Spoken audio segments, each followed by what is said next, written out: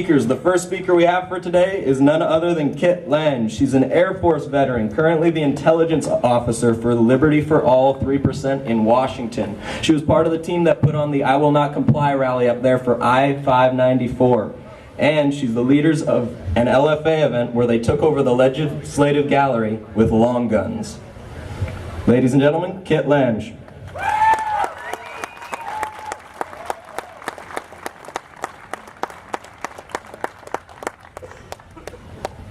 So I guess you're stuck with me again for a little bit.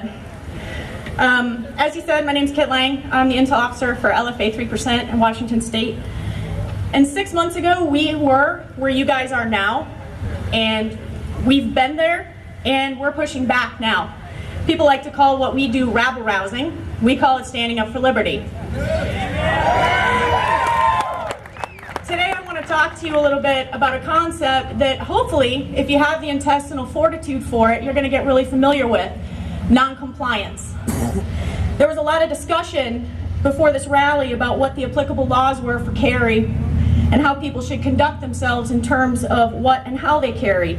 State laws and concealed permits and city ordinances were all brought up and debated like they were actually valid.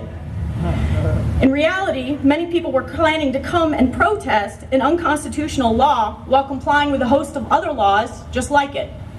A questioning attitude is essential to an informed mind, but I ask you this: why are we even asking ourselves questions about how to comply with any unjust gun law?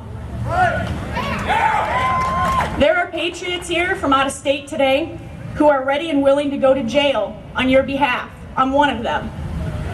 And it's because they understand that attack on your rights is an attack on all of us. They refuse to comply with tyranny regardless of the state they're standing in. I'm proud to see that there are also patriots from right here in Oregon who are willing to stand regardless of what it costs them.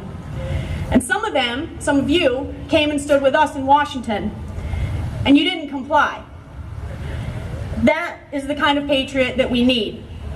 Strong, brave, resolute men and women who refuse to live as anything but free, no matter where they're standing.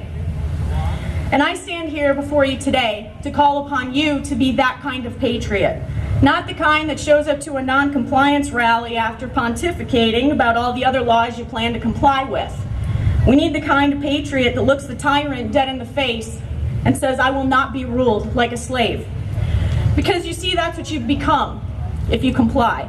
It doesn't matter if you stand against one lie or one law, same thing, if you comply with so many others. Now, being uncompromising has a price. That's true. You may be hassled by the cops, as one guy talked to me very fearfully about. You might get arrested, like Anthony Bosworth did. You might stand trial on some trumped up charges, and you might actually go to jail. And fear about that is normal. We all have that fear. I have that fear. And we all feel it. And there's something incredibly sobering about looking up and realizing that your own government has sniper teams trained on your rally. And that's something that we from the Washington State folks can attest to. We've done that. We've been there. We've looked up there and seen the snipers. And there's no shame in being afraid of that.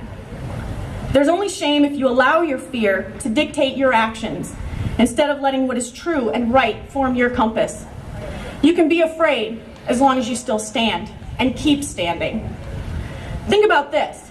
No matter what happens to you, someone already withstood that situation to purchase your freedom. Francis Lewis, one of the men who signed the Declaration of Independence, had his home razed by the British, who arrested his wife and kept her in prison without adequate clothes or food for weeks.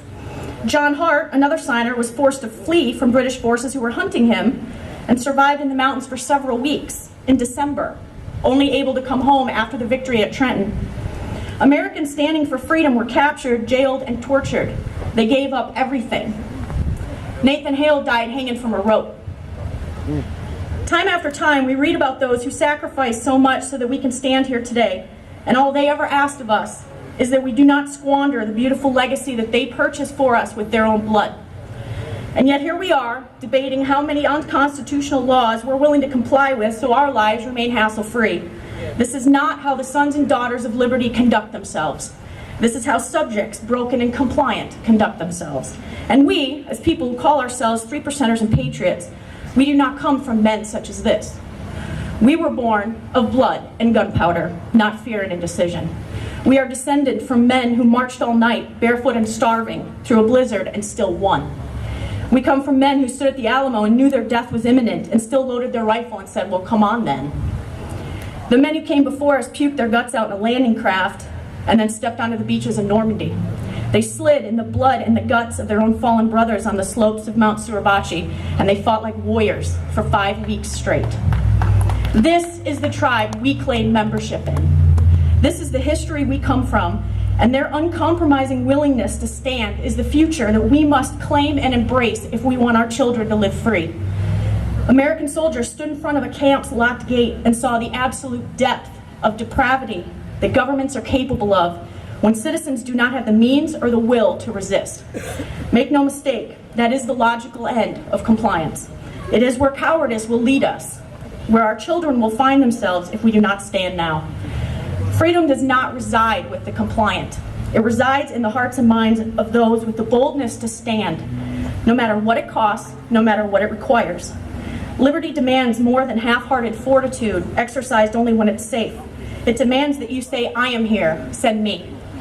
It demands that you say openly and proudly, I will not comply, not now, not ever. Every one of you has to make the choice within your own heart about what liberty truly means to you. As for me, I will stand. LFA will stand.